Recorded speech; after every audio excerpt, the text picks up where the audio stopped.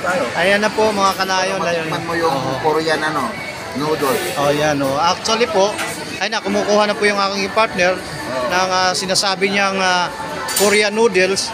Actually po, first time ko po ting matikman sa totoo lang. Pero sabi niya nga, ay napakasarap daw. Masarap.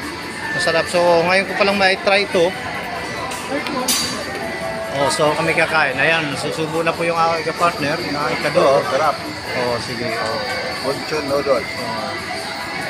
Oh, dito po sa Bonchon noodles. Masarap, masarap part, masarap.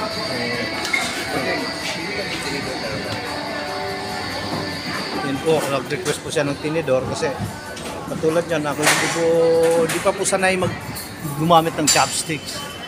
So, yun po ang totoo. So, ngayon, kakain na po muna kami para mai-try ko. Excited na po ako matikman yung ating yung pinagmamalaki ng aking kaibigan dito sa Bonchon na